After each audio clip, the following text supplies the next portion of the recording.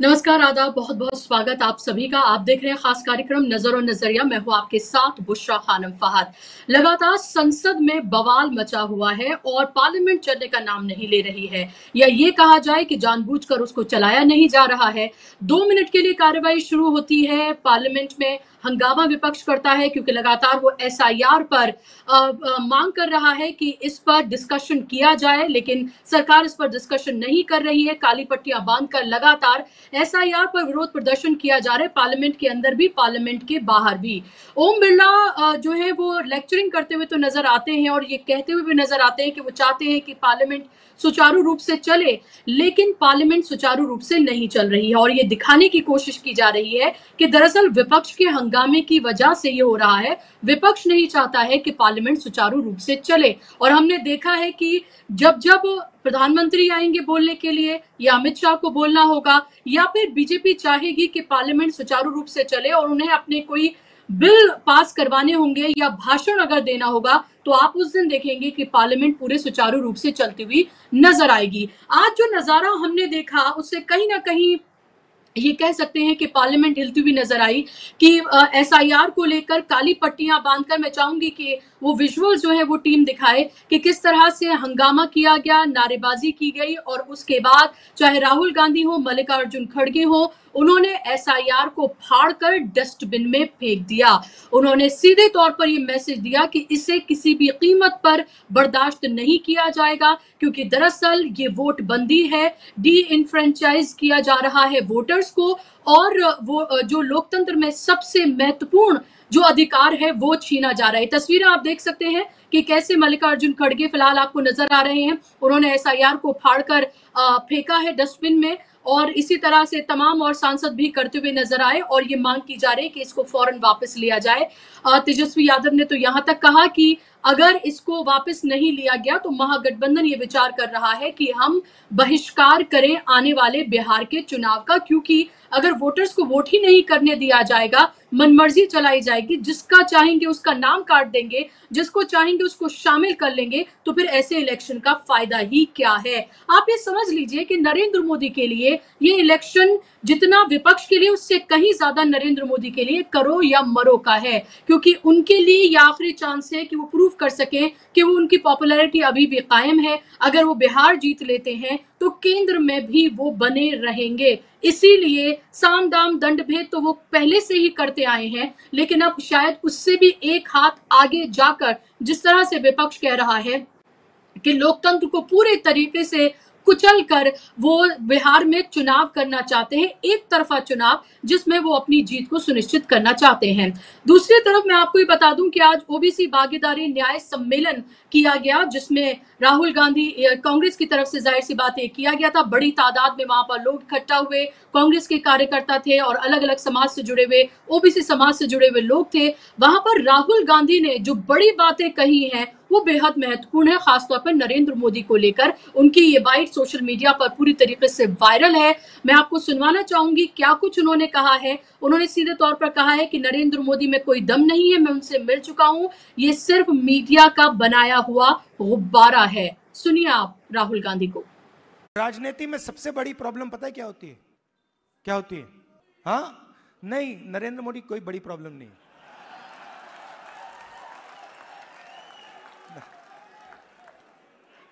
मैं आपको बता रहा हूं, यह आपने अपने सिर पे चढ़ा रखा है, कोई प्रॉब्लम नहीं।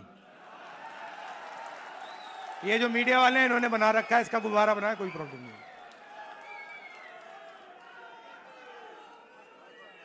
पहले तो मैं मिला नहीं था, अब 2-3 बार मैं मिल भी लिया हूं, बात समझ गया हूं मैं, कुछ नहीं उसमें।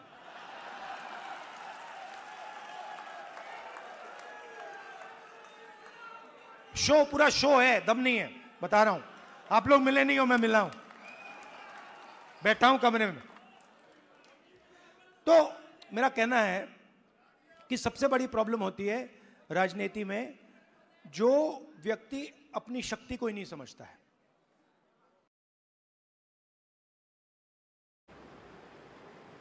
तो पीआर है, ये कहने का उनका एक तरह से मतलब है, शोबाजी है, हवाबाजी है, मीडिया का बनाया हुआ गुब्बारा है और कुछ नहीं है, कोई दम नहीं है।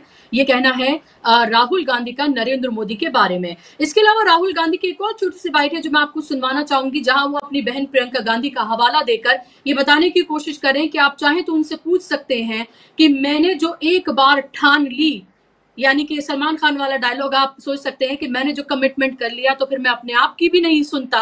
लगभग उसी अंदाज में राहुल गांधी यहां पर अपनी बात को कहते हुए नजर आए। सुनिए आप जरा उनको। आप मेरी बहन से पूछो, मेरी बहन से पूछो, कभी मिलोगे तो पूछना कि अगर कभी राहुल ने किसी चीज के बारे में मन बना लिया तो उस बात को वो छोड़ेगा या नहीं छोड़ेगा, वो पूछ लो उससे। मैं नहीं छोड़ने वाला। और मैं सिर्फ जाति जनगणना की बात नहीं कर रहा हूं। देखो, आप ये मत सोचो कि मैं जाति जनगणना की बात कर रहा हूं। जाति जनगणना तो पहला कदम है। मैं जो आप की जो बघेल जी ने उत्पादक शक्ति की बात की, मेरा लक्ष्य है कि उस उत्पादक शक्ति को हिंदुस्तान में रिस्पेक्ट और हिस्सेदारी मिले। तो आपने सुन लिया यहाँ पर राहुल गांधी को, और यहाँ पर बात करना जगदीप धनखड़ की भी बेहद जरूरी हो जाता है, क्योंकि लगातार वो अभी भी सुर्खियों में बने हुए हैं। लगातार आप ये देखिए कि तमाम अखबारात अगर आप उठाकर देखेंगे तो आपको हेडलाइंस में जगदीप धनखड़ अभी भी नजर आएंगे, क्योंकि जिस तरह के अब एक्शंस जो हैं वो सरकार की तरफ से उठ रहे हैं, और जिस तरह से कभी दफ्तर सील करने की बात, तो उनकी सोशल मीडिया टीम को हटा देने की बात, या उनके ऑफिस में जितने भी लोग हैं उनको वो जहां से आए थे वहां पर उनका ट्रांसफर कर देना, यानी कि एक ऐसा जाल सा बिछाया जा रहा है ताकि किसी भी तरीके से जगदीप धनखड़ अपना मुंह न खोल सके। ये पूरी की पूरी प्लानिंग है। लेकिन सवाल ये उठ रहा है कि जगदीप धनखड़, जिनका आखिरी हम ये कहें कि इस्तीफे से पहले जमीर जागता हुआ नजर आया, क्या वो इतना जाग गया है कि जाट जो है वो अब उठ खड़ा होगा? क्योंकि ये कहा जाता है टूटी हुई खाट और झुका हुआ जाट किसी काम का नहीं होता है, मिसाल दी जाती है। तो जो उनका जमीर जागा था, उनको सब चीजें पता थी, उसके बाद भी उनको ये बताया जा रहा था कि आपसे सरकार खुश नहीं है, उन्होंने फिर भी ये कहा कि मैं सब कुछ जो कर रहा हूं वो पार्लियामेंट्री नियम कायदों के हिसाब से मैं कर रहा हूं, ऐसे वो कहते हुए नजर आए। हालांकि उनको बहुत हाई मॉरल उस पर रखने की जरूरत नहीं है, उन्होंने जो कुछ विपक्ष के साथ किया, जो वो कहते करते नजर आए, वो सब हमारे सामने है। लेकिन जो अभी भी उनके साथ हो रहा है उसको भी सही नहीं ठहराया जा सकता है। राज्यसभा से जो सांसद जारी हो रही है उनका तो शायद विदाई समारोह होगा, लेकिन जब कांग्रेस की तरफ से खासतौर पे जयराम रमेश की तरफ से इनके लिए कहा गया, जगदीप धनखड़ के लिए, तो उनके लिए ना कोई विदाई समारोह होगा और ना ही किसी तरह की वो स्पीच देंगे। इससे भी ये साफ हो जाता है कि उन्हें कोई मौका मुंह खोलने का दिया ही नहीं जाएगा। लेकिन क्या वो सत्यपाल मलिक बनते हुए नजर आएंगे, इस दिन का कुछ इंतजार हमें जरूर करना पड़ेगा। लेकिन ये जरूर है उनका जमीर तो जागा है,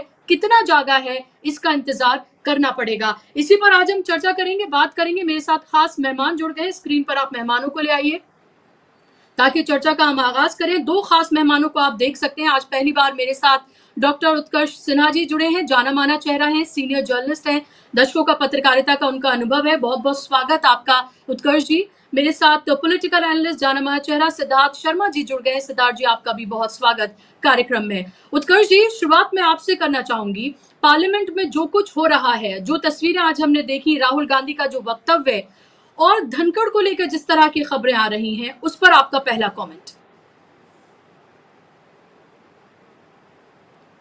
आवाज खोले उत्कर्ष जी की। जी आ रही है आपके पास। जी जी। पार्लियामेंट में जो कुछ भी हो रहा है वो एक स्वस्थ डेमोक्रेसी की निशानी है, क्योंकि ऐसे दौर में जब आपके पास ढेर सारे रास्ते बंद हो जाएं, जब आपके पास आपकी बात कोई ना सुने, और खासतौर से कॉन्स्टिट्यूशनल इंस्टीट्यूशंस अगर नहीं सुने, मैं अभी एसआईआर की बात हो रही है, आप देखिए ना कि इलेक्शन कमीशन के ऊपर क्वेश्चंस हैं और इलेक्शन कमीशन उनमें से किसी का जवाब नहीं दे रहा है रिवर्स क्वेश्चन के अलावा। और ये स्ट्रेटजी बीजेपी की थी, हमेशा सवाल के बदले सवाल करना। तो अब नागरिकों का जितने भी विपक्ष के सांसद हैं वो भी देश के नागरिकों ने चुने हैं, उनके वोटर्स ने चुने हैं, तो उनके पास पार्लियामेंट है और पार्लियामेंट के भीतर ये प्रोटेस्ट होना ये बता रहा है कि जितना भी रिप्रेजेंटेशन अपोजिशन का है, कम से कम उतनी बड़ी जनता देश की इस बात से सहमत नहीं है कि वो ये जो प्रोसेस चल रहा है सही है। और SIR को क्या कहेंगे? देखिए, बिहार में 7 करोड़ 70 लाख के करीब वोटर थे 2024 के पार्लियामेंट्री इलेक्शन में। अभी जब हम देख रहे हैं, कल इलेक्शन कमीशन की तरफ से जो डेटा रिलीज हुए, उसमें लगभग 52 लाख वोटर्स का को वो कह रहे हैं कि ये तो नहीं मिले, ये तो है नहीं, ये मर गए, ये फाइनली माइग्रेट कर गए। यानी लगभग 8%, 7 से 8% एक बहुत बड़ा नंबर होता है। और ये वो इलेक्शन कमीशन कर रहा है एक झटके में, जिसके पास जवाब नहीं है कि महाराष्ट्र में अचानक इतने वोटर कहां से आ गए। राहुल गांधी कल बोल रहे थे, कर्नाटका का वो एग्जाम्पल दे रहे थे, कह रहे थे कि मेरे पास सारा रिसर्च है, सारे एविडेंस है। तो अब इतने हैं और उसके बाद भी पार्लियामेंट में इसके ऊपर बात नहीं होती, तो फिर कहाँ बात होगी? अगर पार्लियामेंट में बात नहीं हो रही है, अगर वो स्पेस नहीं मिल रहा है, तो आखिर बात होगी कहाँ? तो पहला सवाल तो ये है। दूसरा सवाल ये है कि जगदीप धनखड़ का, देखिए आपने भी कही बात और मैं भी उस बात से, कि जगदीप धनखड़ को मॉरल ग्राउंड पे हाई रखने का कोई मतलब नहीं है। उनका जो पिछला ट्रैक रिकॉर्ड हालिया दिनों का रहा है वो बिल्कुल कॉन्स्टिट्यूशनल रहा है, पपेटरी रहा है। और मैं तो बार बार कहता हूं कि हिज मास्टर्स वाइस HMV जो एक रिकॉर्ड कंपनी थी, वो उसी तरह से चल रहे थे। अब अचानक ऐसा क्या हो गया? भाई देखिए, जमीर किसी वक्त जागे, उसको खुशामदीद कहना चाहिए कि कम से कम कुछ तो आप बताएंगे। लेकिन मुझे अभी भी ये कहने में हिचक नहीं है कि जगदीप धनखड़ कुछ बोलेंगे, अभी बोलेंगे। मैं इस पे अभी बहुत एतबार कर नहीं पा रहा हूं, क्योंकि अगर सतपाल मलिक से उनकी तुलना की जा रही, सतपाल मलिक ने जब पद छोड़ा था उसके बाद वो वोकल हुए, नतीजा क्या हुआ? ICU में है फिलहाल, और उनको जितना सप्रेस किया गया, इनको तो उतना मौका भी नहीं दिया गया कि इन चीजों को वो सेटल डाउन करें। और वो ब्लू आइड बॉय अचानक से कैसे आंख की किरकिरी बन जाता है? वो बंदा जिसको ममता बनर्जी के सामने भेजा गया, और बंगाल में क्या हुआ एज ए गवर्नर, उन्होंने क्या किया हम सब ने देखा। अचानक से वो किरकिरी हो गए, तो कुछ तो है पीछे। अब वही क्या है कुछ पीछे? जस्टिस वर्मा तो एक ट्रिगर पॉइंट है, बट और क्या है तो धनखड़ जी ही जानते हैं या सत्ता जानती है। अब धनखड़ जी इस बात को सामने लाने में कितना वक्त लेते हैं? अगर लंबा वक्त लेंगे तो वो इरिलीवेंट है। अगर वो खुल के बोलने के लिए तैयार, क्योंकि अपोजिशन आखिरी लाइन है मेरी, वो अपोजिशन जो आज तक जगदीप धनखड़ को निशाने पर रखता था, इम्पीचमेंट तक की बात पहुंच गई, उस धनखड़ को रिस्पेक्टिव फेयरवेल देने के लिए वो अपोजिशन तैयार है। तो इसका मतलब कि अपोजिशन ये चाहता है कि धनखड़ साहब बोले, लेकिन धनखड़ साहब बोलेंगे कि नहीं बोलेंगे? जी, लेकिन सवाल ये है कि मेरा सवाल इसी से जुड़ा हुआ ये है उत्तर जी, कि पार्लियामेंट के जो अंदर जो हो रहा है वो तो है, क्या धनखड़ के साथ ये जो किया गया है, क्या तमाम लोगों को एक मैसेज नहीं है कि भाई किसी की गर्दन भी कभी भी काटी जा सकती है, झुकाकर ही रखिए, अगर थोड़ी सी भी आपने जुम्बिश दी तो बस वही हाल होगा जो धनखड़ का किया गया है। वो तो हमारे सामने सीधे खड़े भी नहीं होते थे, तो हमने उनका ये हाल किया, जरा सी उन्होंने जुम्बिश की थी, अगर आपने की तो आपके साथ भी यही हाल होगा। क्या आपको नहीं लगता कि कभी ना कभी तो फटेगा वो ज्वाला? क्योंकि कब तक आप अपने मंत्रियों को, MPs को दबाकर इस तरह से रखेंगे? वो भी तो प्रतिनिधि हैं, वो भी तो जवाबदेह हैं जब वो अपने जाते होंगे अपने संसदीय क्षेत्र में। बिल्कुल आप सही कह रही हैं।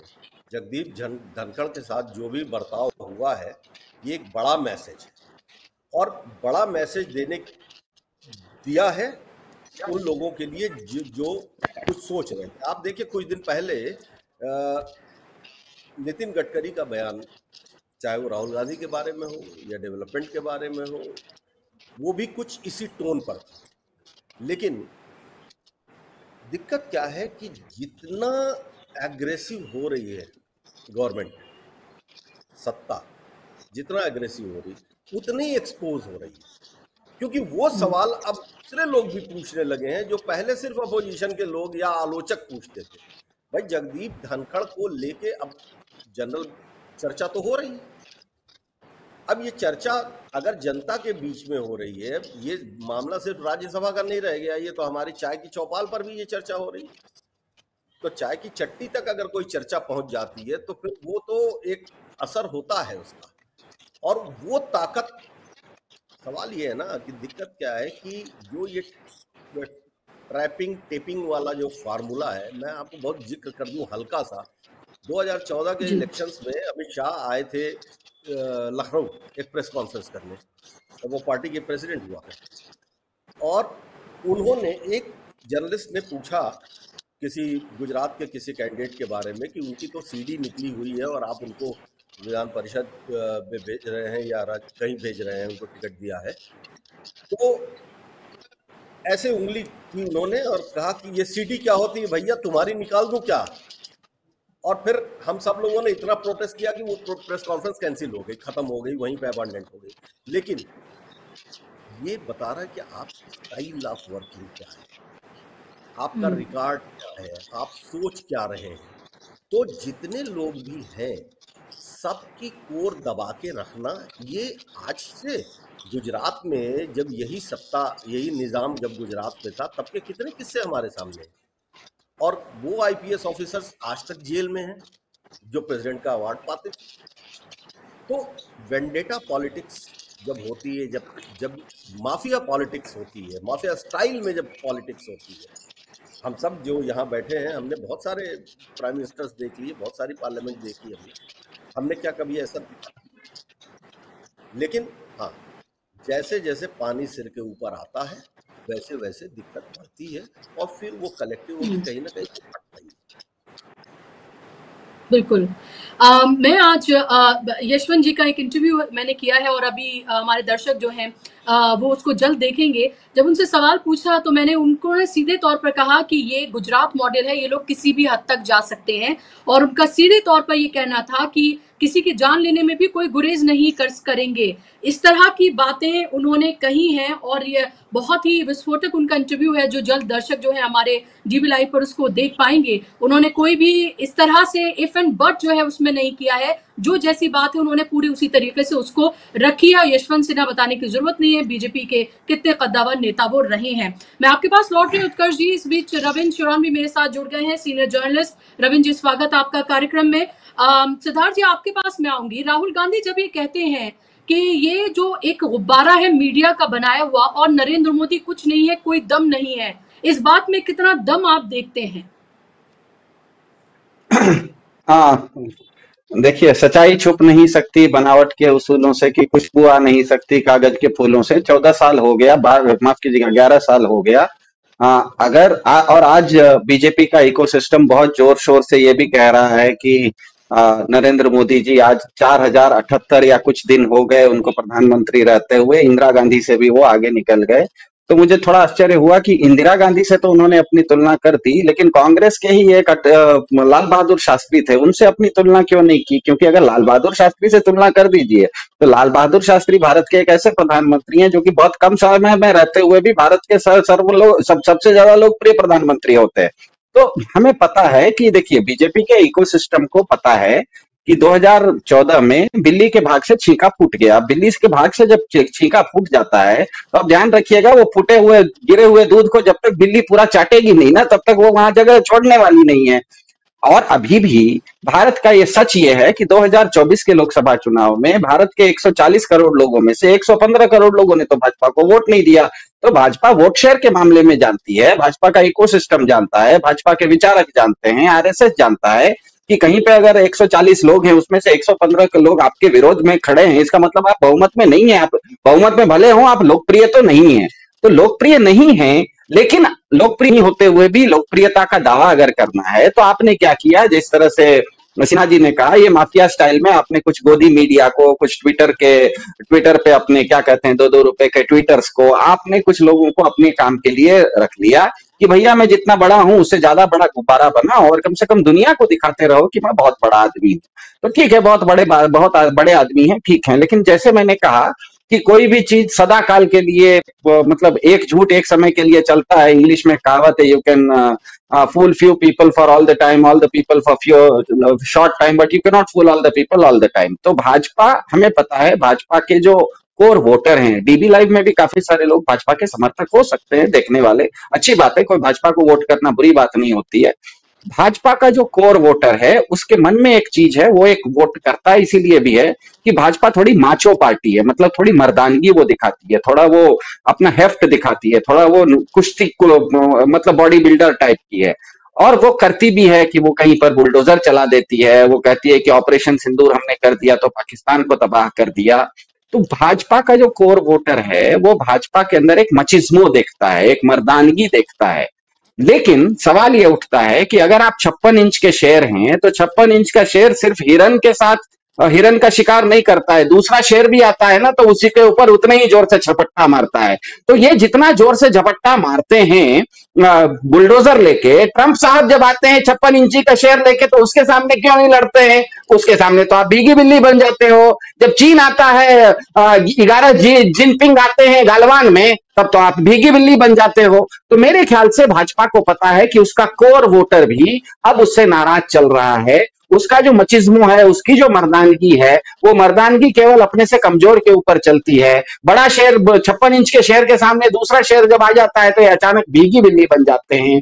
भाजपा के कोर वोटर को पता है कि कहीं ऐसा ना हो कि जिसको हमने शेर समझा था वो कागजी शेर निकला। तो चलो कागजी शेर भी है तो उसका एक गुब्बारा बना दो, उसको बहुत ऊंचा फेंक दो और उसके अंदर हीलियम भर दो ताकि दूर से लगे कि शेर बहुत बड़ा शेर है। तो मेरे ख्याल से बीजेपी का पूरा इकोसिस्टम और खास करके आरएसएस भी इस चीज को जानता है। इसीलिए पिछले कुछ दिनों से मोहन भागवत वगैरह का स्टेटमेंट देखिए, हालांकि वो एक ही परिवार के हैं लेकिन परिवार के अंदर कलह है, ऐसा स्पष्ट दिख रहा है। परिवार का जो मुखिया है वो उनकी आलोचना कर रहा है, जितना मेन स्ट्रीम मीडिया नहीं करा, मेन स्ट्रीम मीडिया तो नहीं करता, गोदी मीडिया तो नहीं करता, जितना आप डीबी लाइव पे कुछ आलोचना करें उससे ज्यादा तो मोहन भागवत अकेले कर देते हैं। रोज सुबह उठ के कोई ना कोई एक ताना मार देते हैं। इसका मतलब यह है कि वो जान रहा है, बीजेपी का इकोसिस्टम जान रहा है, बीजेपी के जो समर्थक हैं वो जान रहे हैं, बीजेपी के जो रणनीतिकार हैं वो जान रहे हैं, बीजेपी और संघ परिवार के विचारक हैं वो जान रहे हैं कि भले हमारे पास हमारी सरकार हो लेकिन अब हम लोकप्रिय नहीं हैं। और ये अलोकप्रिय होने का कारण यही है कि मोदी सरकार की जो काम करने का तरीका है, जिसमें वो जिस तरह से सिन्हा जी ने कहा एक माफिया के तरह वो काम करती है, वो अपनों को भी किसी एक जैसे उदाहरण के लिए धनखड़ जी ने जो कर दिया वो हो गया, उसके बाद उसका कारण क्या था उस पर चर्चा करने की जरूरत नहीं है, मेरे ख्याल से डीबी लाइव ने बहुत बार कर दिया। लेकिन इससे संदेश क्या जाएगा? 2 संदेश जाएगा, देखिएगा। धनखड़ जी बीजेपी के नहीं थे, बाहर से आए थे, वो कभी तीसरे मोर्चे में भी थे, कभी कांग्रेस में भी थे। बाहर से आपने किसी को लाया और उसको आपने देश के सर्वोच्च संविधान के पद पर बिठा दिया, नंबर 2 पद पर बिठा दिया, बहुत अच्छी बात है। अचानक आपने उनको दूध से मक्खी की तरह निकाल दिया। अब बीजेपी के साथ समस्या यह है कि उनके जो 240 सांसद हैं उसमें 40 सांसद उसने दूसरे दलों से लाके अपने यहां बना लिए हैं, चाहे वो सिंधिया जी हों या चाहे आपके हेमंत विश्व शर्मा जैसे लोग हों। अब उन लोगों के अंदर ये आएगा कि भैया तुम हमको लाए तो हो, हमसे बहुत बड़ा जो बब्बर शेर था उपराष्ट्रपति, उसको तो आपने दूध से मक्खी की तरह निकाल दिया, मेरे साथ क्या करोगे? इसीलिए अब उनकी निष्ठा उस सिस्टम के प्रति वो उस ढंग से काम नहीं करेंगे जैसे कल तक काम कर रहे थे, क्योंकि उनके अंदर एक शंका आ गई। दूसरी तरफ भाजपा के उसी 240 में 130 एमपी ऐसे हैं जिसका की संबंध सीधे आरएसएस से है। तो उनका ये सोचना हो जाएगा कि अरे भैया मतलब आरएसएस बन के करीब करीब 100 साल हो गए, मतलब हम 3 पीढ़ी से प्रचारक हैं, मेरे बाप भी आरएसएस के लिए काम करते थे, मेरे दादाजी भी काम करते थे, मैं मतलब 3 पीढ़ी मेहनत करने के बाद हमको सत्ता मिली और आप वो सत्ता आते ही हमको देने के बदले किसी बाहर से आए हुए आदमी को उपराष्ट्रपति बना देते हो और वो भी आपका काम नहीं करता। तो आपको ये क्या हो गया है? मोदी जी दो तरफी गिरे हुए हैं, आगे कुआं पीछे खाई बनी हुई है। जो बाहर से आए हैं उनको अब शंका होने लगी है कि कहीं मुझे ना निकाल दे, इसीलिए वो अंदर अंदर एक तरह का विद्रोह या बलवा के बारे में या साजिशें रचेंगे जो आपके खुद के हैं वो नाराज हैं कि जब काम हमसे करवाते हो दूसरे को देते हो, और वो भी ढंग से काम नहीं करता उसको निकाल देते हो। उससे अच्छा हम ही को रख लो, उन लोगों को बाहर निकालो। तो मेरे ख्याल से आने वाले समय में क्या कहते हैं, धनखड़ जी क्या करेंगे, क्या वो सत्यपाल मलिक के रास्ते जाएंगे या नहीं जाएंगे, वो तो देखना पड़ेगा। लेकिन बीजेपी के अंदर ये कम से कम 140 लोग आरएसएस वाले और 40 लोग कांग्रेस या अन्य दलों से आए हुए, कुल मिला के 240 में से 180 लोगों के दिमाग में फालतू का एक कीड़ा पड़ गया है। दोनों को अब सिस्टम के ऊपर, बीजेपी के जो आपका मोदी सरकार के ऊपर कोई भरोसा नहीं रहा। जैसे हम जानते हैं कर्नाटक से एक मंत्री है, मैं 10 सेकंड में बात खत्म कर दूंगा। कर्नाटक, शिवरन जी इस चीज को अच्छे से समझाएंगे क्योंकि ये एक क्या कहते हैं जीवंत और ज्वलंत उदाहरण है। कर्नाटक के एक मंत्री हैं जो कि मोदी कैबिनेट में कैबिनेट मंत्री हैं।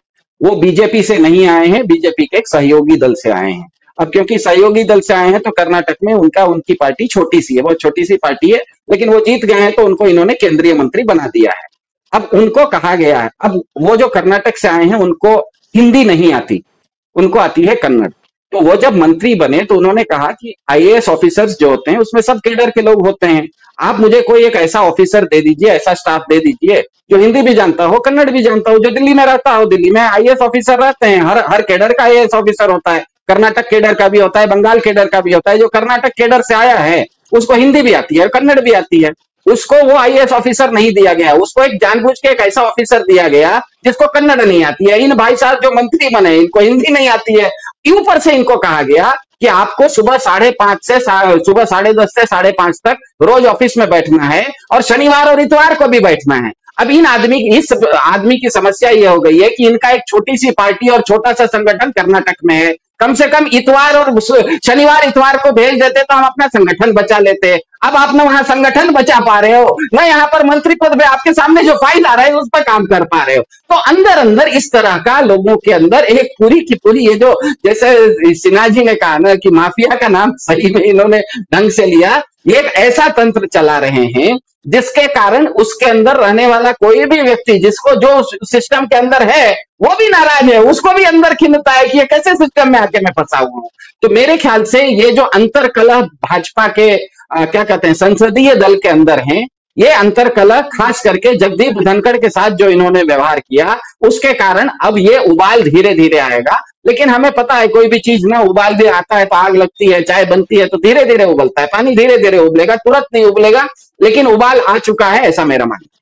बुशरा जी जी, और तो क्या इतना उबाल आ पाएगा कि चाय बाहर निकल पाएगी या चाय अंदर ही पैन में रह जाएगी, ये भी एक बड़ा सवाल है। क्योंकि हम ये देख रहे हैं और लगातार हम ये देख रहे हैं, खासतौर पर अगर हम एसआईआर की बात करते हैं तो टीडीपी ने जिस तरह से अपनी नाराजगी दर्ज की, इस तरह से तो विपक्षी दलों ने भी नहीं की और खुले तौर पर उन्होंने बोल दिया। और जिस तरह से उन्होंने लेटर लिखा, जिस सख्त अल्फाज में उन्होंने लिखा, वो जाहिर सी बात है ये बताने के लिए काफी है कि किसी भी कीमत पर हम इसके साथ नहीं खड़े होंगे। क्योंकि हर क्षेत्रीय पार्टी को ये डर लग रहा है कि उनको निपटाने का काम जो है वो एक तरह से भारतीय जनता पार्टी ने कर दिया है। और अभी इस बार जो है वो जेडीयू का नंबर है, इस बार वो हनुमान जी कहे जाने वाले चिराग पासवान का नंबर है, मांझी जी का नंबर है। क्योंकि जाहिर सी बात है बीजेपी अपने दम पर सरकार बनाना चाहती है, बिहार में यही उसका ख्वाब है, इसकी बात वो बार बार कह चुके हैं। और नीतीश कुमार तो किसी भी कीमत पर नहीं बनने जा रहे हैं वो चीफ मिनिस्टर, ये भी साफ है। लेकिन सवाल भी ये है, मैं आपके पास आ रही हूँ उत्कर्ष जी, एक क्विक कमेंट्स में रविंद्र जी आपसे लेना चाहूंगी कि जो राहुल गांधी ने जिस तरह का बयान आज दिया है, और खासतौर पर जब वो ये कह रहे हैं कि मैं जो ठान लेता हूं तो फिर मैं अपने आप की भी नहीं सुनता, आप चाहे तो मेरी बहन से पूछ लें, उनको गवाह बना रहे हैं। और वो कह रहे हैं कि वो सिर्फ इस हवाले से नहीं कह रहे, यानी कि उनकी हर चीज का, कल भी उन्होंने ये कहा था, अगर हम एसआईआर को लेकर भी कहें कि किसी भी कीमत पर हम ये होने नहीं देंगे। मेरा सवाल आपसे ये है कि अगर 28 तारीख को अंतरिम रोक नहीं लगती है तो क्या हम एक बड़े आंदोलन की तरफ जाता हुआ इस सब को देख रहे हैं? क्योंकि बहिष्कार की बात तो कह दी गई है, क्या ये बड़े आंदोलन में तब्दील होगा? और क्या जो अंदर अंदर धधक रहा है बीजेपी के अंदर धनखड़ के इस्तीफे के बाद, क्या ये ज्वालामुखी फटकर बाहर निकलेगा? जी नमस्कार बुशरा जी, और भाई उत्कर्ष और शर्मा जी को भी नमस्कार। देखिए बुशरा जी, राहुल गांधी क्या कह रहे हैं, मोदी क्या कह रहे हैं, देश की लोकतंत्र, देश की लोकशाही उससे बहुत बड़ी है। हिंदुस्तान का जो लोकतंत्र है वो उससे कहीं बहुत ज्यादा जीवंत है, बहुत ज्यादा डायनामिक है। और राहुल गांधी कुछ कहें या अमित शाह कुछ कहें, केवल उतने भर में इसकी डेफिनेशन नहीं हो सकती। राहुल गांधी ने जो कहा है वो बहुत बढ़िया है, वो अच्छी बात है, क्योंकि ओपोजिशन पॉलिटिकल पार्टीज अगर चुप रहेंगी, खामोश रहेंगी, तो बिल्कुल गर्त में हम लोग जो पतन की तरफ बढ़ रहे हैं वो हमारी गति और बढ़ जाएगी, तेज हो जाएगी। लेकिन राहुल गांधी तो इस तरह की बातें शुरू से बोल रहे हैं। वो तो कभी भी ऐसा हमें लगा नहीं कि सरकार की हाँ में हाँ मिला रहे हों, या उनकी जो बयान है, उनके जो लैंग्वेज है, बॉडी लैंग्वेज कोई डोसाइल हुई हो। वो तो हमेशा आक्रामक रहे हैं, हर मुद्दे को उन्होंने मजबूती से उठाया है। तो आज ऐसा क्या हो गया? आज ऐसा ये हो गया बुशरा जी कि आज टेलीविजन चैनलों के पास जगह ही नहीं बची कि हम लोग राहुल गांधी को ना दिखाएं। आज उन्होंने इतना मजबूर कर दिया टीवी चैनल्स को, अखबारों को, डिजिटल मीडिया प्लेटफॉर्म्स को, कि आज उनके पास ऑप्शन नहीं है, क्योंकि वो जो बात कर रहे हैं वो 90% हिंदुस्तान कर रहा है। वो आज हर हिंदुस्तानी कर रहा है ये बातें कि आज हमारे साथ हो क्या रहा है। हमारे हुकूक जो थे, जो लोकशाही में हम लोगों को मिले थे, आज उन हुकूक के साथ ये सरकार क्या कर रही है। 10 बरस लगे चाहे इस काम को, लेकिन आज तो जागृति आ रही है ना। वो ये बात सही है, आज भी हम लोग मानने के लिए तैयार हैं कि वो वोट में ट्रांसलेट नहीं हो रही, लेकिन लोगों के जहन में तो ये बात आ गई है। लोग तो इस बात से बिल्कुल सहमत हैं कि अब वो बात हमारी लोकशाही में नहीं बची। हम लोग उतने मजबूती के साथ खुल के अपनी बात नहीं रख पा रहे हैं जैसे हम लोग 10 बरस पहले रख पा रहे थे। चाहे कोई भी मुद्दा हो, जिस तरह से लोग उठाते थे, आज वो नहीं हो रहा है। आज हमने देखा इस सरकार के आने के बाद से, चाहे वेटरन्स जो लोग थे, हमारे फौज के अफसर थे पुराने, उन लोगों ने स्ट्राइक की हो, उन लोगों ने अनशन किया हो, या उसके बाद किसानों ने किया हो, महिलाओं ने किया हो, सब, या वो शाहीन बाग वाली लड़कियों ने किया हो, महिलाओं ने, हर मसले पर जो आंदोलन किया गया है उस आंदोलन को डिफेम करने की कोशिश की गई है। ठीक है, एक सेक्शन तो एक समर्थक वर्ग तो बीजेपी ने तैयार कर लिया है, और धीरे धीरे उनके पक्ष में लोग थे कि लग रहा था कि बड़ा कुछ कर देंगे और देश की तकदीर को बदल देंगे। लेकिन अब जब वो गुब्बारा फूट गया तो लोगों को समझ आ गया कि सच्चाई क्या है, और समझ आ गया है तो जाहिर है ये बात, देखिए लोग क्योंकि हिंदुस्तान के जो हैं वो हो सकता है कि उतने जल्दी रिएक्ट ना करते हो, लेकिन अब वो लोग सब समझने लग गए हैं कि स्थितियां अब हाथ से निकलती जा रही हैं। हमारी इकोनॉमी बर्बाद हो रही है, हमारे युवाओं को रोजगार मिल नहीं रहा, इंटरनेशनल हम लोगों की जो इज्जत थी वो बिल्कुल खत्म हो चुकी है। और अब ये जो सरकार है ये मनमानी कर रही है, और ये सरकार इस तरीके से हमारे सालों से हमने जो अर्जित किए संसाधन है उनको ऐसे नंगा छोड़ दिया है अडानी अंबानी के सामने कि उनका जो मन करे वो उसको लूट लें। इस तरह की भव्य, इस तरह की जो हैरान करने वाली स्थितियां इसके पहले कभी हुई नहीं, और इसीलिए अब लोग जो है वो नाराज हैं। तो ये जो इलेक्शन कमीशन की हरकतें हैं, और इनको हमने न केवल महाराष्ट्र के चुनाव में देखा, न हमने केवल हरियाणा और लोकसभा चुनाव में देखा, बल्कि अब तो चुनाव के होने से पहले ही हम लोग देख रहे हैं।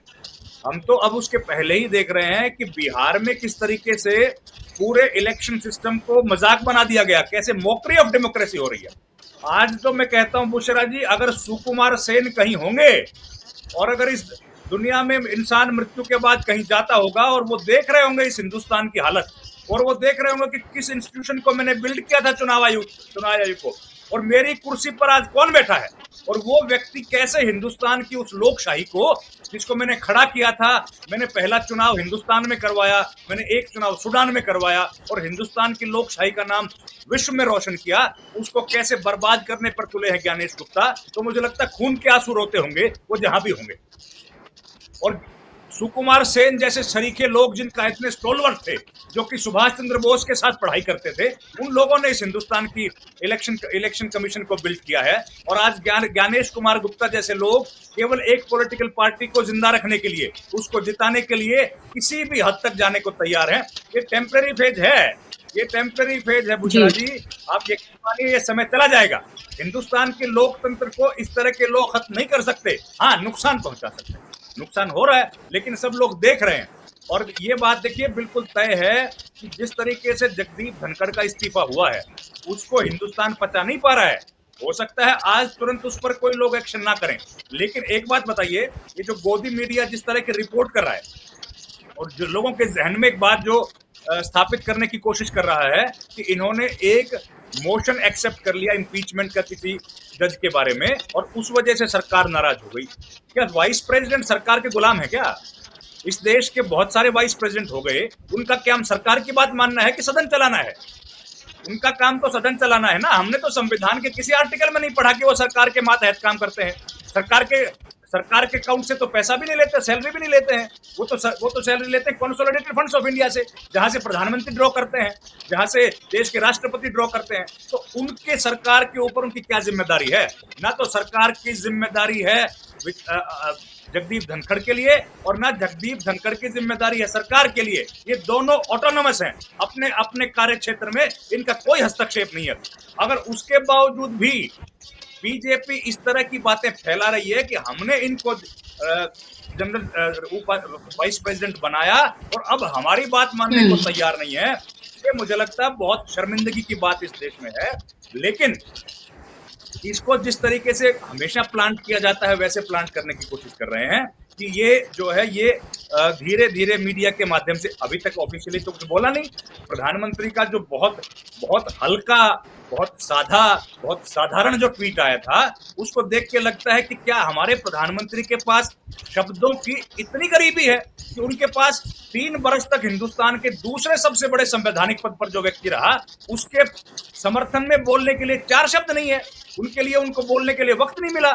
ऐसी घटिया भाषा का उपयोग जो किया गया है वो कितनी निंदनीय है। एक व्यक्ति जो कि हाउस में नेता प्रतिपक्ष के लिए जार कतार रो रहा था, उस आदमी के पास जगदीप धनखड़ जैसे व्यक्ति के लिए 2 शब्द नहीं है।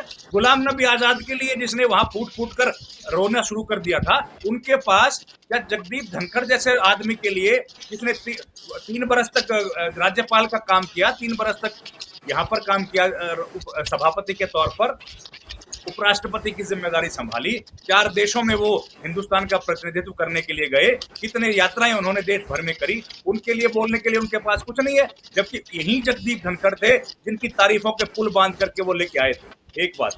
दूसरी बात, बुशरा जी, जिस तरीके से देश में फैलाने की कोशिश की जा रही है कि जाट समाज जो है नाराज है। जाट समाज क्यों नाराज होगा? जाट समाज को क्या मतलब है? वो जाटों के नेता थे क्या? जगदीप धनखड़ क्या उत्कर्ष सिन्हा के वाइस प्रेसिडेंट नहीं थे? या वो सिद्धार्थ शर्मा के वाइस प्रेसिडेंट नहीं थे? या वो बीजेपी वालों के वाइस प्रेसिडेंट नहीं थे? अरे देश तो सारा नाराज होगा ना। पूरे हिंदुस्तान के वाइस प्रेसिडेंट की बेइज्जती की है आपने। ये बीजेपी की दूसरी चाल है कि उनको एक छोटे सीमित दायरे में कैद कर दो ताकि बाकी देश उनसे अपने आप को अलग मान ले और किसी तरह के नाराजगी ना हो। अब वो समय चला गया, अब लोग समझदार हो गए बुशरा जी। सब लोगों को पता है कि बीजेपी की ये घटिया टेक्निक है और अब कोई अभी जो है ना इस झांसे में आने वाला नहीं है कि वो तो जाट थे इसलिए जाट नाराज है। जाट क्यों नाराज होंगे भाई? जाटों का प्रधान था क्या वो? उसने क्या केवल जाटों को बोलने दिया हाउस में? वो क्या केवल जाटों की वोट से बना था? वो तो जाटों ने तो उनको लोकसभा और राज्यसभा में जाटों ने वोट दिया था क्या उनको तो सब सांसदों ने वोट दिया था। उन्होंने क्या उपराष्ट्रपति बनने के बाद केवल जाट सांसदों को बोलने दिया हाउस में और किसी को नहीं बोलने दिया? तो ये फालतू की और घटिया छोटी मानसिकता की जो बातें हैं ये फैलाई जा रही हैं ताकि उनको कॉर्नर किया जा सके आराम से और उनके पक्ष में ज्यादा लोग बोलने वाले खड़े ना हो। इन साजिशों का बेनकाब हो गई है अब ये, और अब लोगों को समझ आ गया कि ये सरकार जिस तरीके से निरंकुशता के साथ काम कर रही है, जिस तरीके से तानाशाही इस मुल्क में लेके आने की कोशिश कर रही है, लोगों को ये सब समझ आ गया है। और अब वो राहुल गांधी की जो बात है जो उन्होंने कही, लोग उस बात के साथ अपनी बात मिला रहे हैं, लोग उसी आवाज में अपनी आवाज मिला रहे हैं और इसीलिए सरकार परेशान है। इसलिए प्रधानमंत्री को सदन के बीचों बीच विदेश भागने की जरूरत पड़ी। आज ये देखिए, इन्होंने मोशन एक्सेप्ट कर लिया कि हम लोग बात करेंगे इस मुद्दे पर, ऑपरेशन सिंदूर पर। पहलगाम पे क्यों नहीं एक्सेप्ट किया आपने? मोशन एक्सेप्ट कर लिया सौमिक भट्टाचार्य का, आप जो कि बीजेपी के सांसद हैं, मल्लिकार्जुन खड़गे का क्यों नहीं किया? इससे बात से जाहिर होता है कि कितनी छोटी सोच की ये सरकार है और कैसे अपने जो इन्होंने काम किए हैं, जो फेलियर है, उनको छिपाने की कोशिश कर रही है ताकि जनता के प्रति जवाबदेही ना हो। प्रधानमंत्री के आने का इंतजार किया जाएगा, वो कब दें? आज तक मेरी जानकारी में तो ऐसा नहीं हुआ कि किसी मोशन को एक्सेप्ट कर लिया हो, उसके लिए समय निर्धारित कर दिया गया हो लेकिन तारीख ना आई हो। ये पहली दफा हुआ है हमारी जानकारी में। तो कि तारीख बाद में आ रही है और समय पहले दिया जा रहा है कि भैया आप 16 घंटे बोलो, आप 9 घंटे बोलो। ये किस तरह की डेमोक्रेटिक सेटअप बना दिया है। हिंदुस्तान की संसदीय परंपरा तो ये नहीं थी, ये तो अब नया नया शुरू हुआ। भारत ने तो इसी संसद ने बड़े से बड़े मुद्दे डिस्कस किए हैं। हमारी न्यूक्लियर डील का मुद्दा था, सरकार गिरने वाली थी, उस पर इसी संसद ने बात की। हमारे ऊपर हमला हुआ था बंबई में, उसके ऊपर इसी संसद ने डिस्कस की। कभी कोई भागा नहीं, सबने एक हिसाब जो था उसके हिसाब से बात की। 1962 चीन युद्ध में तो बीच संसद को कोई भागा नहीं था। तो ये नई परंपरा घड़ने की कोशिश कर रहे हैं, लेकिन धीरे धीरे इनकी परत उतर गई है। 75 वर्ष पूरे होने वाले हैं। मुझे तो यही लग रहा है कि 75 वर्ष की जो समय सीमा है उसको ध्यान में रखते हुए हिंदुस्तान में कोई ऐसा व्यक्ति है जो राष्ट्रपति बनने से पहले 2 वर्ष तक उपराष्ट्रपति का अनुभव लेना चाहता है। ओके, महत्वपूर्ण बात आपने कही है रविंद्र जी, और जाहिर सी बात है कि जो स्थितियां फिलहाल देश में उत्पन्न हुई हैं उसको आपने पूरी तरीके से सच्चाई यहाँ पर बयान की है। लेकिन उत्कर्ष जी पे सवाल ये उठ रहा है, बिहार नरेंद्र मोदी के लिए इतना महत्वपूर्ण क्यों है? क्या उनको ये लगता है कि अगर बिहार हारे तो केंद्र से भी उनकी सत्ता, अगर उनकी सत्ता नहीं जाएगी तो कुर्सी नरेंद्र मोदी की तो चली जाएगी? और जिस तरह से मोहन भागवत बयान दे रहे हैं 75 साल वाला, और उसके बाद लगातार उनके ऊपर जिस तरह का प्रेशर बन रहा है, पॉपुलैरिटी का ग्राफ जिस तरह से गिरता हुआ नजर आ रहा है, धड़ाम होता हुआ नजर आ रहा है, इसलिए क्या मतलब तमाम घोड़े अपने खोल दिए गए हैं बिहार जीतने के लिए? और क्या आपको लग रहा है कि इस सब से कामयाबी हासिल हो जाएगी, या आपको लग रहा है कि इस बार कुछ काम करने वाला नहीं है, ये उनको भी अंदाजा हो रहा है?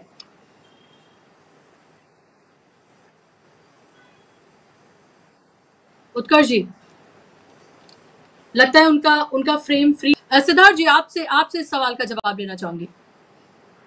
जी, देखिए, जैसे ही 2024 का चुनाव हुआ, लोकसभा का चुनाव, हमें पता है वो लोकसभा का चुनाव शुरू होने से पहले भाजपा ने पूरा भाजपा का इकोसिस्टम, उसमें गोदी मीडिया भी शामिल है, उसने इस बार 400 पार का नारा दिया था। तो इस बार 400 पार का नारा वही दे सकता है जिसको ये आकलन हो या इसको भरोसा हो कि हम इतने लोकप्रिय हैं कि हमको 400 सीट आ जाएगी, जितनी सीट आपको राजीव गांधी को भी नहीं आई थी। लेकिन हुआ क्या? चुनाव हुआ, 400 पार का नारा होते हुए भी आप 240 पर आ गए। सीट 240 पर आए वो प्रमुख नहीं है, वोट शेयर आपका घट गया। वोट शेयर जैसे ही घट गया, आज ये सच्चाई ये है कि भारत में वोट शेयर के मामले में भाजपा नंबर 1 पे नहीं है। भारत में आज वोट शेयर के मामले में क्षेत्रीय दल नंबर 1 पर हैं। क्षेत्रीय दलों को सब मिला के 42% वोट शेयर है। भाजपा नंबर 2 पर है, भाजपा को केवल 36% वोट शेयर है। 6% वोट शेयर क्षेत्रीय दल आगे हैं। 6% वोट शेयर कम नहीं होता है। होता यह है कि क्षेत्रीय दल क्योंकि राष्ट्रीय मंच पर नहीं लड़ते हैं, तो टीएमसी को बंगाल में जो वोट मिला वो राष्ट्र के हिस्से में नहीं गिना जाता है, या आम आदमी पार्टी को जो दिल्ली में या पंजाब में वोट मिला वो राष्ट्रीय हिसाब में नहीं पाया जाता है। डीएमके को जो तमिलनाडु में वोट मिला वो राष्ट्रीय हिस्से में नहीं पाया जाता है। लेकिन इन सभी क्षेत्रीय दलों को आप चुनिए, मिला के देखिए, भाजपा से अधिक वोट है। तो भाजपा समझ गई कि अब इस देश में वो चुनाव भले जीत रही हो, संख्या भले सीट उसकी आ रही हो, वो लोकप्रिय नहीं रही, और लोकप्रिय अगर नहीं रही, उल्टा लोकप्रिय नहीं रही, लोकप्रियता उनकी गिरते जा रही है। इसीलिए देखिएगा कि 2024 के लोकसभा के बाद जितने भी राज्य के चुनाव हुए, उसमें चुनाव से पहले, चुनाव के समय और चुनाव के बाद हमेशा धांधलियों के बारे में समाचार, सुर्खियां, पूरा का पूरा मामला गर्म रहा। चाहे वो हरियाणा रहा हो, चाहे महाराष्ट्र रहा हो, चाहे दिल्ली रहा हो। दिल्ली में तो अति हो गई कि पूरे देश में पॉपुलेशन और जनसंख्या बढ़ती चली जाती है, मगर दिल्ली राज्य में, नई दिल्ली विधानसभा में 40,000 वोटर घट जाते हैं। तो ऐसा करते करते भाजपा को अब समझ में आ गया है कि अब उसके वोटर बढ़ नहीं रहे हैं, तो एक ही काम बचता है कि किसी तरह विपक्ष के वोटरों की संख्या को काट दो। विपक्ष के वोटरों की संख्या को, जो विपक्ष का वोटर है वो बाहर ही नहीं निकले। और हमेशा ध्यान में रखिएगा कि जब राज्य के चुनाव होते हैं, विधानसभा के चुनाव होते हैं, तो विषय ऐसे गंभीर हो जाते हैं, विषय इतने स्थानीय हो जाते हैं कि क्षेत्रीय दल विधानसभा के चुनावों में आगे आ जाते हैं। तो विधानसभा चुनाव में जनता भी वोट करती है क्षेत्रीय विषय पर। बिहार का चुनाव होगा तो कोई ऑपरेशन सिंदूर पे वोट नहीं करेगा। बिहार का चुनाव होगा तो अमेरिका के साथ ट्रेड डील पर वोट नहीं करेगा। बिहार का चुनाव होगा तो लोग क्षेत्रीय विषयों पर वोट करेंगे, लोकसभा का चुनाव होगा तो भले ट्रेड डील पर लोग वोट करते, लोकसभा का चुनाव होगा तो भले ऑपरेशन सिंदूर पे लोग पाकिस्तान के खिलाफ हम क्या करेंगे अखंड भारत के लिए वोट करते। लेकिन बिहार के विधानसभा में तो कोई अखंड भारत के लिए तो वोट नहीं करने वाला, बिहार की विधानसभा का तो अखंड भारत से कोई लेना देना नहीं है। तो क्षेत्रीय दल क्योंकि विधानसभा चुनाव में और ज्यादा ऊपर आने की संभावना नहीं, ये डाटा बताता है। और जैसे मैंने आपको डाटा बताया, डीवी लाइव के दर्शक इस चीज को गूगल सर्च करके देख ले, 1984 के बाद से आज तक भारत में कभी भी कोई भी चुनाव हुआ हो, लोकसभा का चुनाव, कभी भी नंबर 1 पे हमेशा क्षेत्रीय दल रहे हैं, उनको 40% से ज्यादा ही वोट आया है। और जो दूसरे नंबर पर कोई राष्ट्रीय दल रहा हो, पहले वो कांग्रेस होती थी, आजकल बीजेपी है, उनको क्षेत्रीय दलों से कम ही वोट आता है। तो बीजेपी को पता है कि बिहार चुनाव वो तब तक नहीं जीत सकती जब तक क्षेत्रीय दलों को वो निपटाए नहीं। और बिहार में सबसे ज्यादा क्षेत्रीय दल आज हैं, चाहे वो बीजेपी का समर्थक या बीजेपी का सहयोगी जेडीयू हो, बीजेपी का सहयोगी चिराग पासवान हो या बीजेपी का विरोधी आरजेडी हो। तो ये पूरा का पूरा जो एक्सरसाइज किया जा रहा है, जिसका नाम सर है और मैं उसे बेसिर पैर का एक्सरसाइज कहता हूं, ये केंचुआ के जो बेसिर पैर की चाल है, इसको विपक्ष ने ढंग से पकड़ लिया है। क्योंकि इसमें शिवरन जी ने, इन्होंने सिन्हा जी ने कुछ कहा था, लेकिन सभी संख्या मिला लीजिए। चुनाव आयोग जो पिछले 2-4 दिन से संख्या दे रहा है कि कुछ लोगों ने अभी तक फॉर्म नहीं भरा है, इतने लाख लोग गायब हो गए हैं, इतने लाख लोग घर से घर पर नहीं मिल रहे हैं, इतने लाख लोग मर गए हैं, सब मिला के वो करीब 94-95 लाख की संख्या दे रहा है। तो मुझे बताइए कि 1 करोड़ बिहारियों की अस्मिता तो बीजेपी निगलने का प्लान कर रही है। यही बीजेपी है, यही बीजेपी का इकोसिस्टम है जो कि पिछले चुनाव में बिहारियों के डीएनए पर सवाल कर रहा था। इसका मतलब इनकी सोच उस तरह की है कि बिहारियों का डीएनए ठीक नहीं है, तो जिसका डीएनए ठीक नहीं होता है उसको क्या करते हो, उसको मनुष्य नहीं है घोषित करते हो। तो आप 1 करोड़ बिहारियों की अस्मिता निकल रहे हैं। जो बिहारी देश भर में जाके राष्ट्र निर्माण का काम कर रहा है, 1 करोड़ बिहारी जो भी है, वो तो देश में कहीं दूसरे जगह पर जाके राष्ट्र निर्माण कर रहा है ना। कोई महाराष्ट्र में होगा, कोई तेलंगाना में होगा, कोई पंजाब में होगा, कोई दिल्ली में होगा।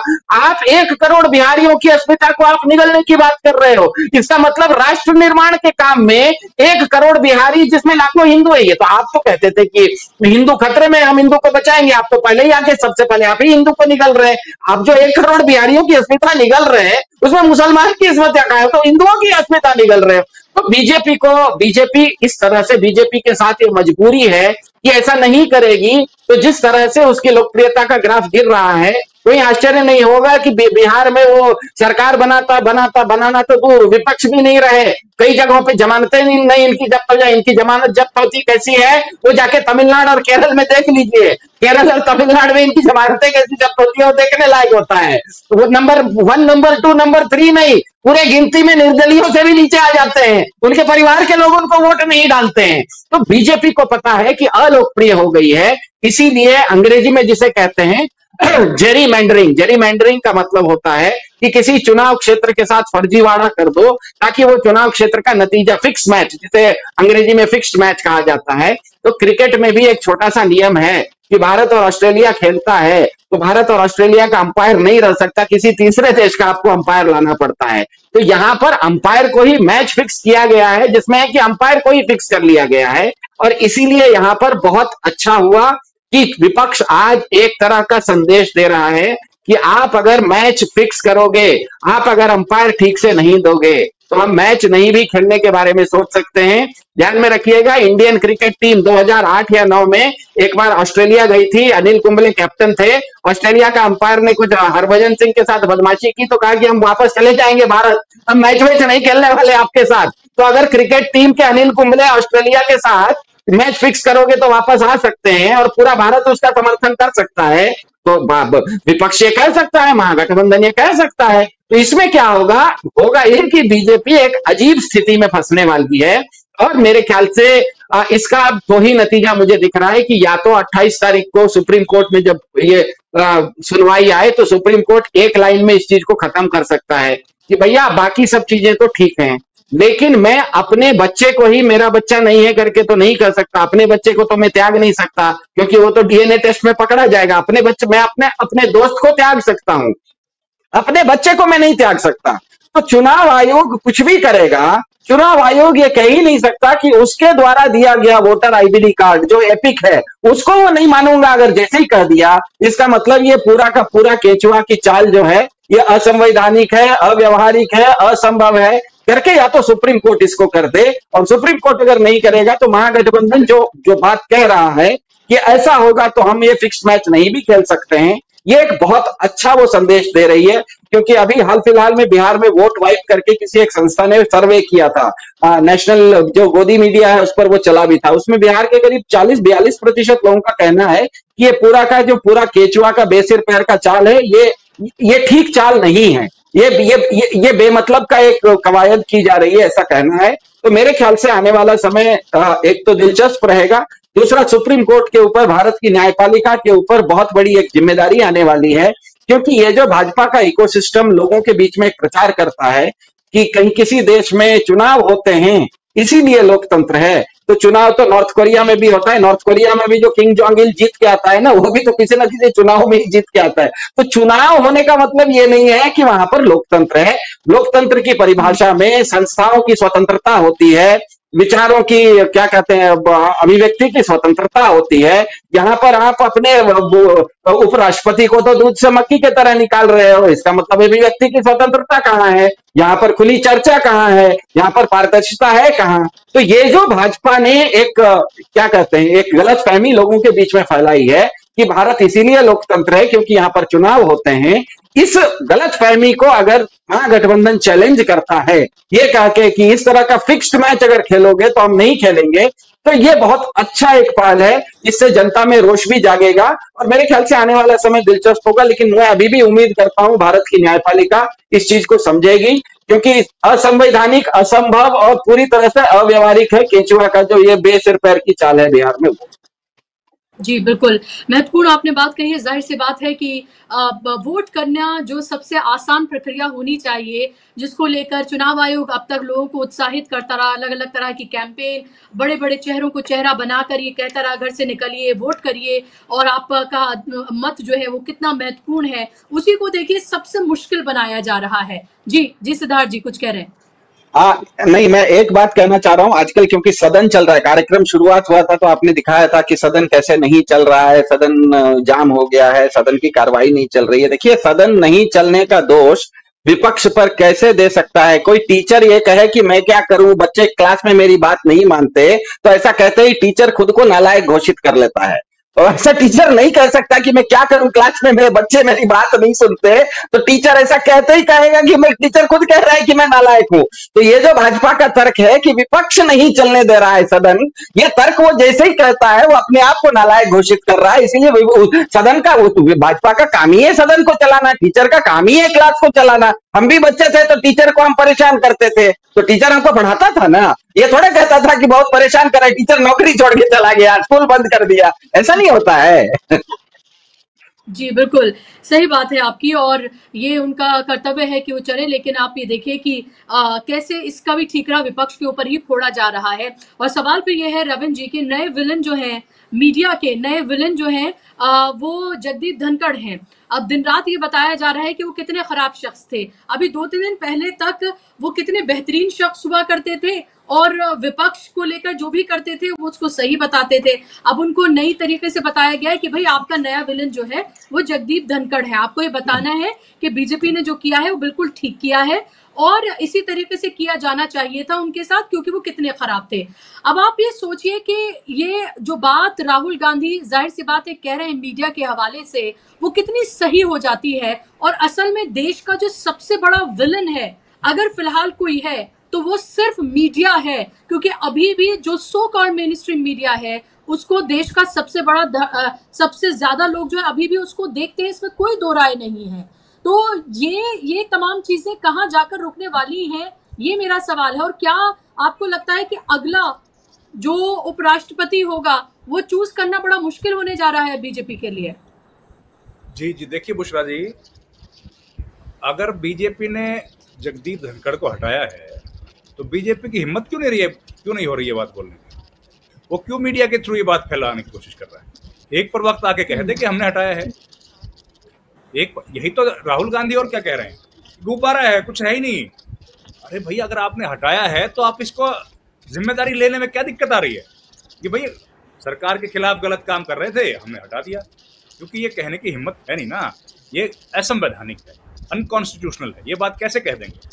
लेकिन ये बात भी सही है कि जगदीप धनखड़ जब उस पद पर थे तो उन्होंने जिस तरीके से उसकी गरिमा के साथ कॉम्प्रोमाइज किया, इसलिए आज सबसे बड़ी दिक्कत उनको हो रही है कि लोग आज उनके समर्थन में खड़े नहीं हैं। अगर वो अपना काम ईमानदारी से करते तो आज ये दिन उनको ना देखना पड़ता।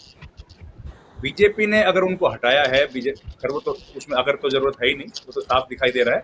वो तो बात अलग है कि बीजेपी की अब हिम्मत नहीं है बात एक्सेप्ट करने की, या सरकार की हिम्मत नहीं हो रही है बात मानने की, वो बात एक अलग है। लेकिन ये बात तय है कि जिस तरीके से अनसेरेमोनियस तरीके से उनको हटाया गया है, उनको तमाम जो अख्तियारात थे उनसे अलग किया गया है, उनको फेयरवेल तक नहीं देने दी गई, वो हिंदुस्तान के इतिहास में काला धब्बा है। और हिंदुस्तान का संवैधानिक जो स्ट्रक्चर है वो आज तक इसके नीचे कभी नहीं गया। पहली दफा हम लोगों ने ऐसा देखने को मिला। इससे इंडियन डेमोक्रेसी जो है वो वाइब्रेंट नहीं होगी, वो अच्छी नहीं बनेगी, वो खराब होगी। हो सकता है बीजेपी को या मोदी को इस बात का इल्म हो कि उन्होंने एक झटके में इतने बड़े व्यक्ति को हटा दिया इस पद से, तो मुझे लगता है ये हो सकता है क्षणिक उनको इस बात का एहसास उनको अपने आप में एक मैचोमैन या ब्रेवरी दिखाने की उनको लगे कि मैं बहुत ब्रेव हूं। लेकिन अल्टीमेटली जब इतिहास इस बात का न्याय करेगा तो उनको गुड लाइट में नहीं दिखाएगा, उनको बैड लाइट में ही दिखाएगा कि संवैधानिक पद पर जो लोग बैठे थे उनके साथ कैसे उनको कॉम्प्रोमाइज किया गया और कैसे। अब देखिए ये बात आज नहीं तो कल तो सामने आएगी जी, और 2 साल में, 5 साल में सामने आ जाएगी कि क्या हुआ था इसके पीछे। आज तो चलिए कयास लगाए जा रहे हैं, हम भी कयास लगा रहे हैं, सब लोग लगा रहे हैं, लेकिन कुछ दिनों के बाद तो सच्चाई सामने आई जाएगी, और अगर सरकार बदलेगी तो और जल्दी सच्चाई सामने आएगी। तो इन बातों से कुछ उनको अगर लगता है कि ये बातें करने से वो मैचो, जैसे भाई सिद्धार्थ कह रहे थे, तो मैचो मैन तो आप तब बनोगे जब अमेरिका के जो प्रधान राष्ट्रपति है वो 24 बार आपके सामने बोल गए और एक दफा भी हिम्मत नहीं हुई। और मैचो मैन तो आप तब बनोगे जब शी जिनपिंग की आंखों में लाल आंखें थी ना, और लाल आंखें दिखाओगे उनको, और वो तो तब संसद करेंगे जब संसद के सामने उन तमाम सवालों के जवाब दोगे जो हिंदुस्तान की जनता आपसे पूछना चाहती है। और वो तब बनोगे जब पहलगाम हमले की जिम्मेदारी कोई लेने की हिम्मत करेगा, और वो तब बनेंगे बुशरा जी जब पहलगाम विपक्ष के नोटिस को स्वीकार करोगे। क्यों ऑपरेशन सिंदूर के पीछे छिपने की कोशिश कर रहे हैं? क्यों पहलगाम हमला जो है उसका नोटिस एक्सेप्ट नहीं किया जा रहा है? इसमें फेलियर यही तो कमजोरी है बीजेपी की, कि जो मुख्य मुद्दे हैं उन पर बात करने और जो हवाई बात अपने दिखाने की कोशिश करते हैं ना, और इसी ये हवा है बस, तो हवा का पैसे नहीं आएगा। जी बिल्कुल, आपकी आवाज भी ब्रेक हो रही है, जाहिर सी बात है वक्त भी खत्म हो गया है। लेकिन सवाल यही है कि क्या मोदी जी जब आएंगे, जो कहा जा रहा है, बड़ी बड़ी बातें की जा रही हैं कि 28 और 29 तारीख को दिन तय किया गया है जब ऑपरेशन सिंदूर पर, बिल्कुल आप सही कह रहे हैं, पहलगाम पर नहीं ऑपरेशन सिंदूर पर चर्चा की जाएगी। और ये बताया जा रहा है कि लोकसभा नहीं राज्यसभा में प्रधानमंत्री आकर बोलेंगे। लोकसभा में क्यों नहीं बोलेंगे, ये भी सवाल है। 16 और 9 घंटे तय कर दिए गए हैं, लेकिन कब बोलेंगे, कैसे बोलेंगे, क्या किया जाएगा, ये जो है वो सवाल अभी बने हुए। सवाल ये है कि क्या मोदी जी आकर जवाब देंगे कि वो आतंकी कहाँ गए, और क्या वो जवाब देंगे कितने राफेल हमारे गिरे, क्या वो ये जवाब देंगे कि जी, यही तो बात है ना कि वो जवाब नहीं देंगे, वो इंटरवेंशन करेंगे। तकनीकी समझिए अंतर क्या है। इंटरवेंशन का मतलब क्या है? इंटरवेंशन का मतलब है कि जो व्यक्ति इंटरवीन करेगा उसका रिप्लाई करने की जिम्मेदारी नहीं, जो व्यक्ति रिप्लाई करेगा उसको क्लैरिफिकेशन भी देनी पड़ेगी। इसलिए क्लैरिफिकेशन ना देनी पड़े, इसलिए क्लैरिफिकेशन ना ले, बेचारे का एक्सेप्ट किया है और मल्लिकार्जुन खड़गे का एक्सेप्ट नहीं किया। यही तो कारण है कि वो जवाबदेही नहीं है, क्लैरिफिकेशन से बचना चाहते हैं। और पहला स्पीकर कौन हो? अगर नोटिस एक्सेप्ट करते मल्लिकार्जुन खड़गे का तो पहला स्पीकर वो होता, उनकी तरफ से डिबेट इनिशिएट की जाती। अब बीजेपी शुरू करेगी, बीजेपी खत्म कर देगी। अब बताइए क्या डिबेट है? क्लैरिफिकेशन ले नहीं सकते। सही कह रहे हैं आप जी। देखिए, आप ये देखिए कि हर चीज में किस तरह की तिगड़म, एक तरह से जो वर्ड है ना वो बिठाते हैं। वो आप देखिए कि किस कदर से दिमाग जो है वो चलाया जाता है हर एक चीज में, ताकि जवाबदेही, मतलब लोकतंत्र है, संविधान से ये देश चल रहा है, चुने हुए प्रधानमंत्री हैं, लेकिन जवाब नहीं देंगे, क्योंकि पहले से आके उन्होंने बता दिया कि इसको तो हम उत्सव की तरह मनाएंगे। ये सेशन ही पूरा उत्सव है। किस बात का उत्सव है ये पूछा जाए। ऑपरेशन सिंदूर तो आप कह रहे हैं अभी भी जारी है, तो जब जारी है तो फिर किस बात का उत्सव है, किस बात की विजय मनाई जा रही है? अगर ये जारी है, क्या वो पकड़े गए आतंकी, क्या हमारे जहाज जो हैं उनका नुकसान, विदेश में हमारे साथ कोई भी कंट्री आकर खड़ा क्यों नहीं हुआ? इनके किसी के जवाब नहीं मिलेंगे। वो आएंगे, मोदी मोदी के नारे लगवाएंगे और निकल लेंगे, बिल्कुल वैसे ही विदेश में जैसे हो रहा है। कोई रोते हुए हाथ मिला रहा है, कोई भगवान उनको कह रहा है, कोई कह रहा है एक चाय वाले को दूसरी चाय वाले को जो है ये चाय, वो कोई ये कह रहा है और उस पर वो खुश हो रहे हैं। क्योंकि उन्हीं जो तमाम लोग हैं जो रोते बिलखते हुए नजर आ रहे हैं, यूके में बैठे हुए जहां मजे ले रहे हैं, उन सबको हिंदुस्तान बुला लिया जाए तो फिर असल में उनका रोना ना निकल जाएगा। उनका जो वहां वैसे रो रहे हैं ना, वो असल में रोना उनका हिंदुस्तान आके निकल जाएगा, वो साफ उनको पता चल जाएगा। खैर, बहुत शुक्रिया सिद्धार्थ जी आपका, रविंद्र जी आपका, कार्यक्रम का हिस्सा बनने के लिए, समय देने के लिए बहुत बहुत धन्यवाद। और शुक्रिया और धन्यवाद आप तमाम दर्शकों का भी कार्यक्रम का हिस्सा बनने के लिए। नमस्कार।